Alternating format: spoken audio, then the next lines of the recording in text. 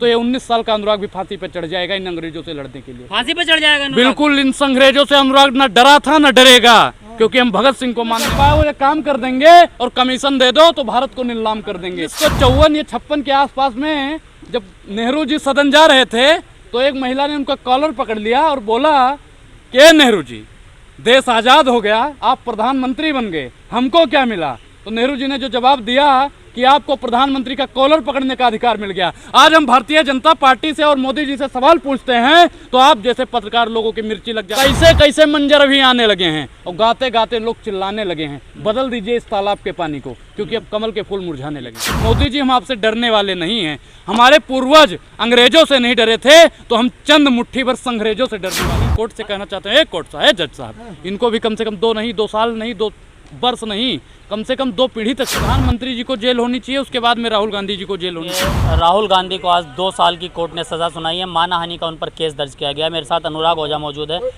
भैया, ये सरासर तानाशाही है। मैं फिर कहता हूँ कि मोदी जी, अच्छा एक चीज़ बताइए कि कोई चोर है तो चोर को चोर बोलेंगे, साधु संत तो बोलेंगे नहीं। मेरा नाम अनुराग ओझा है तो आप लोग अनुराग ओझा ही बोलोगे ना, कुछ उल्टा सीधा तो नहीं बोल दोगे। जब मैं जेब काटूंगा, जनता की जेब काटूंगा या किसी उद्योगपति की जेब काटूंगा या गरीब की जेब काटूंगा तो मुझे चोर बोलोगे।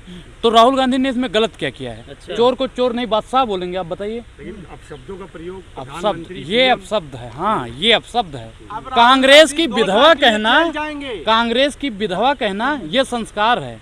50 करोड़ की गर्लफ्रेंड कह देना ये संस्कार है, ये संस्कार है। बताइए। अब जेल जाएंगे 2 साल के लिए। जेल तो आप जैसे पत्रकारों को जाना चाहिए। जेल की हवा खाएंगे वो। अच्छा, और आप क्या खाओगे? आपको जब तक लात घूसा नहीं खिलाएंगे ना तब तक आप लोग उस पर खाओ। भैया, देते होंगे IT सेल वाले रबड़ी। आप इस समय मुद्दों पे बात कीजिए। प्रधानमंत्री जी को जेल होनी चाहिए, उसके बाद में राहुल गांधी जी को जेल होनी चाहिए। प्रधानमंत्री जी ने देश का अपमान किया है या नहीं किया है? बताइए। राहुल गांधी ने देश का कौन सा अपमान कर दिया? कोई पत्रकार बता दे जो बता दे कि देश का अपमान हुआ है, बताइए। विदेश में जाके जब माननीय प्रधानमंत्री जी कहते हैं कि भारत में पैदा होना सबसे बड़ा पाप है, अरे भैया मोदी जी, आप पैदा हुए आपके लिए पाप होगा, मैं भी इसी भारत में पैदा हुआ हूँ और आप मुझे गलत कहने वाले कोई नहीं हो। देश की 135 करोड़ जनसंख्या यहीं पे हुई है, अब आप उन लोगों को गलत कह रहे हो। प्रधानमंत्री जी को माफी मांगनी चाहिए और मैं सुप्रीम कोर्ट से कहना चाहते हैं, कोर्ट साहब, जज साहब, इनको भी कम से कम 2 साल नहीं, 2 वर्ष नहीं, कम से कम 2 पीढ़ी तक सजा दे दो। राहुल गांधी कब माफी मांगेंगे? राहुल गांधी किस लिए माफी मांगेंगे? देश का अपमान कर रहे हैं। देश का अपमान आप जैसे मीडिया वाले कर रहे हैं, देश का अपमान आपके सेठ कर रहे हैं, गोदी सेठ जो है आपके, वो देश का अपमान कर रहे हैं। देश का अपमान माननीय प्रधानमंत्री जी कर रहे हैं। इन लोगों को माफी मांगनी चाहिए। राहुल गांधी का नाम राहुल गांधी है, राहुल सावरकर नहीं जो माफी मांग लेगा। सावरकर ने अंग्रेजों से माफी मांगी थी और ये चाहते हैं कि अंग्रेजों से माफी मांग ले, तो ये अंग्रेजों से माफी मांगने वाला नहीं है। इसका नाम राहुल गांधी। जेल जाने की लिस्ट शुरू हो गई अनुराग, अगला नंबर तुम्हारा। ए भैया, हमको जेल भेज दोगे ना, जेल भर दोगे विपक्षी नेताओं से, विपक्षी लोगों से, जनता से, लेकिन ये आवाज न कल दबी थी, ना आज दबेगी, ना ही भविष्य में दबेगी। मोदी जी, हम आपसे डरने वाले नहीं हैं। हमारे पूर्वज अंग्रेजों से नहीं डरे थे तो हम चंद मुट्ठी भर अंग्रेजों से डरने वाले नहीं हैं। हम भारतीय जनता पार्टी से डरने वाले नहीं हैं। हमारा आंदोलन अगर ये शांत नहीं हुए, ये विपक्षी नेताओं को ऐसे ही जेल में डालते रहे, तो हम सड़क से लेकर सांसद तक अगर हमें चलना पड़ा तो हम लोग पीछे हटने वाले नहीं हैं। अरे देखिए, सुनिए, 23 साल की उम्र पे भगत सिंह फांसी पे चढ़ गए थे तो ये 19 साल का अनुराग भी फांसी पे चढ़ जाएगा इन अंग्रेजों से लड़ने के लिए। फांसी पे चढ़ जाएगा। बिल्कुल, इन अंग्रेजों से अनुराग न डरा था न डरेगा, क्योंकि हम भगत सिंह को मानने वाले हैं, राजगुरु और गांधी जी को मानने वाले हैं। हम सावरकर को नहीं मानते हैं। राहुल गांधी जी कहते हैं डरो मत, तो हम वही तो कहते हैं कि बिल्कुल मत डरो, बिल्कुल मत डरो। अंग्रेजों को मुंह तोड़ जवाब दो, अंग्रेजों को मुंह तोड़ जवाब दो, और जो भी चाटुकारिता करता हो, भारतीय जनता पार्टी की दलाली करता हो, उन सभी लोगों को मुंह तोड़ जवाब देना होगा। अनुराग ठाकुर, राहुल गांधी का तो चलो ट्रेंड चल रहा है ट्विटर पर, अनुराग ठाकुर का क्या होगा जेल जाएंगे तो? ए भैया, अनुराग ठाकुर कौन है आपको पता है? माइंड हो गया, अच्छी बात है, ठीक है, बोल दिया। सुनिए, मोदी जी माफी मांगनी चाहिए। मोदी जी को बेटियों से माफी मांगनी चाहिए, किसानों से माफी मांगनी चाहिए, जवानों से माफी मांगनी चाहिए, युवाओं से माफी मांगनी चाहिए। भारतीय जनता पार्टी का प्रधानमंत्री ऐसा प्रधानमंत्री हो गया है जो किसी से माफी नहीं मांगने को तैयार है। ये तानाशाही नहीं तो और क्या है हिटलर मरते दम तक एक बात झूठ बोल के गया था, उसने कभी नहीं बताया कि गुजरात में उसका एक पोता पल रहा है। अच्छा। कभी उसने नहीं बताया। राहुल गांधी माफी मांगे। राहुल गांधी किस लिए माफी मांगेगा? मोदी से माफी मंगवा दो। सुनिए सुनिए, हिटलर का पोता बता रहे हैं आप। मैंने क्या कहा कि भारतीय जनता पार्टी का जो मुखिया बन गए, हाँ मोदी जी को हिटलर का पोता बता रहे हैं आप। बिल्कुल भाई वही है, मैंने नाम लिया है। हमारे देश के प्रधानमंत्री का अपमान नहीं कर रहे हो आप। सामने आइए, सामने आइए। आप देश की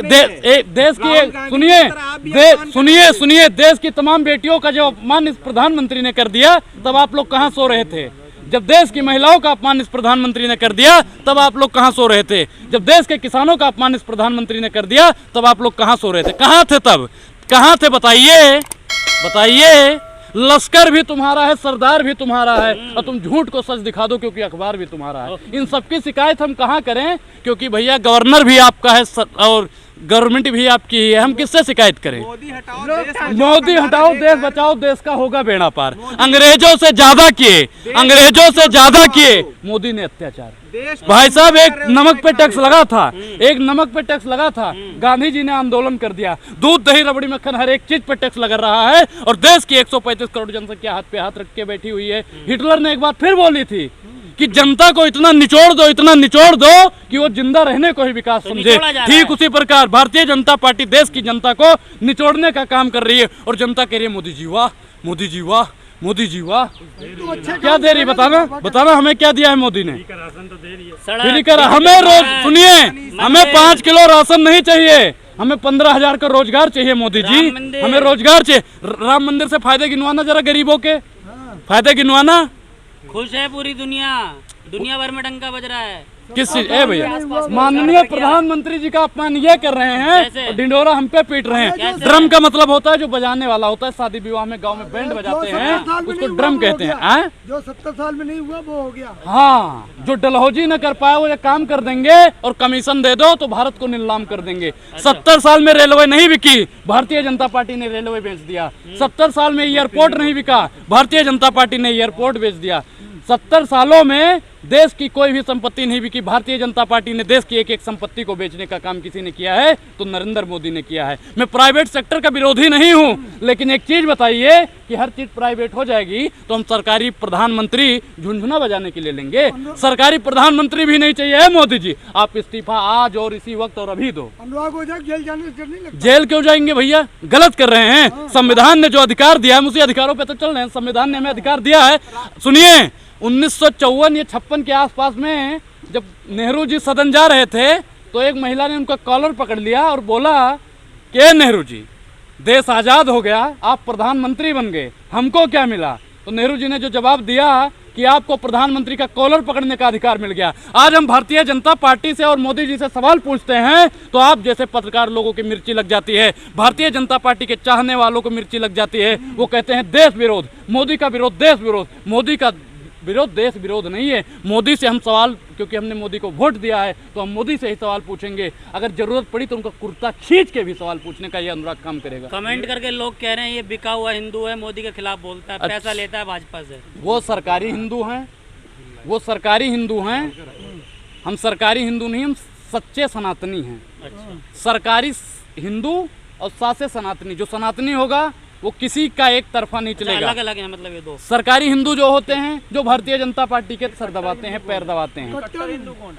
कट्टर हिंदू क्या है भाई? कट्टर में कहता हूँ किसी भी धर्म में कट्टर होना ही नहीं चाहिए। कट्टर का मतलब समझते हो? कट्टर मतलब काटने वाला। अब एक चीज बताइए, आप लोग पत्रकार हो, कट्टर हो? नहीं, हम तो भैया कहते हैं हम सनातनी हैं, हम कट्टर नहीं कहते हैं अपने आप को, और कट्टर होना भी नहीं चाहिए। माननीय प्रधानमंत्री जी के कुछ चेले हैं जो अपने आप को कट्टर हिंदू कह रहे हैं। यही प्रधानमंत्री थे जिन्होंने सफाई कर्मचारियों के पैर छुए, पैर धोए, जातिवाद भी कम किया। वाह रे दिखावा, वाह रे कैमरा, और वाह रे मीडिया वाले। धन्य हो तुम्हारी लीला, धन्य है तुम्हारी माया। प्रधानमंत्री जी अगर पेशाब करने भी चले जाए ना तो मीडिया वाले पीछे पीछे जाएंगे। और राहुल गांधी भारत जोड़ो यात्रा कर रहे थे, देश की एक भी मीडिया उसे कवरेज नहीं कर रही थी। बता दो, ये दोहरी नीति नहीं तो क्या है? चौथे स्तंभ का मतलब क्या है? कहते हैं मीडिया लोकतंत्र का चौथा स्तंभ है। अरे चौथा स्तंभ का क्या मतलब है? कि भारतीय जनता पार्टी के सहलाओ, यही चौथे स्तंभ का काम है। चौथे स्तंभ का काम है सबको बराबर देखो, हैं? यही काम। तो था भारत जोड़ो यात्रा में किस तरह से राहुल गांधी जी महिलाओं को, लड़कियों का अपमान करते उसको कौन सा अपमान कर दिया? कौन सा अपमान कर दिया? कौन सा? ले रहे थे, हैं? सेल्फी। पकड़ के चल रहे थे। अच्छा, हाथ पकड़ के चलना गलत है।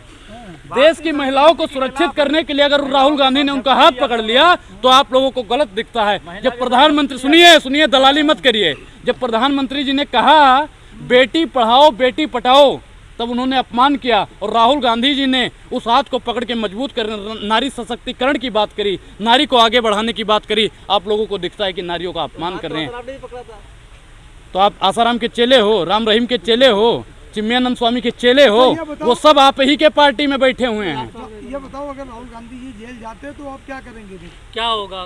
राहुल गांधी जी जेल नहीं जाएंगे, नहीं जाएंगे, नहीं जाएंगे। सुप्रीम कोर्ट को अपना ये फैसला वापस लेना पड़ेगा। अगर राहुल गांधी को जेल, सुनिए, पात्रा कह रहे हैं ये मीर जाफर और मीर सादिक की तरह गद्दार है। गोबर पात्रा की हमसे बात मत करो, वो खुद ही गद्दार है। सबसे बड़ा गद्दार तो वही है, सम्बित पात्रा। और क्या? अच्छा, अनुराग जी अगर नहीं, देखिए हम क्या कहते हैं कि ये प्रवक्ता है, अच्छी बात है, लेकिन आप ईमानदारी के साथ हो, हम तब मानते जब आप मोदी जी से माफ़ी मांगने की बात करते। मैं तब आपको अच्छा और सच्चा मानता जब अमित शाह जी को माफ़ी मांगने की बात करते। मांगिए अमित। अनुराग ओझा, अगर ये जेल जाते हैं राहुल गांधी तो क्या करेंगे? अगर वो धरना करेंगे, सर पीटेंगे, रैली निकालेंगे, क्या करेंगे? भाई मैं क्या करूं कि जो हो सकेगा। जब गांधी जी जेल जाते थे तो आंदोलन होता था, हैं? शास्त्री जी जेल जाते थे, आंदोलन होता था। तो देश का गांधी अगर आज जेल जाएगा तो देश के 135 करोड़ आंदोलन करेंगे। जेल भरो आंदोलन करेंगे। हैं? बीजेपी वाले कह रहे हैं देश के पप्पू हैं। आप तो नहीं कह रहे हो, नहीं, हैं? बीजेपी वाले कह रहे हैं। बीजेपी वाले को हम गप्पू कह रहे हैं, बताइए। बात बराबर, उन्होंने पप्पू को, हमने गप्पू का, बात बराबर हो गई। अनुराग जी, आखिरी सवाल है आपसे। अगर राहुल गांधी जी अगर न्यायालय के आदेश पर अगर जेल जाते हैं तो दूसरा जो भारत जोड़ो यात्रा होने वाली है गुजरात से लेकर अरुणाचल प्रदेश तक, तो क्या किसी वजह से अगर वो यात्रा नहीं होगी तो क्या अनुराग, एक गांधी के जेल जाने से आज़ादी रुक नहीं सकती है। गांधी जी की एक यात्रा से अंग्रेज डर जाते थे, राहुल गांधी की इस यात्रा से संग्रेज डर गए हैं। भारतीय जनता पार्टी इतनी डर गई है कि राहुल गांधी को किसी न किसी माध्यम से दबाने का ये काम करती है। लेकिन देश की जनसंख्या, देश की 135 करोड़ आवाम राहुल गांधी जी के साथ में है। और मोदी जी, आप कितना भी पटक लोगे ना, कितना भी पटक लोगे, कैसे कैसे मंजर अभी आने लगे हैं और गाते गाते लोग चिल्लाने लगे हैं। बदल दीजिए इस तालाब के पानी को, क्योंकि अब कमल के फूल मुरझाने लगे हैं। 135 करोड़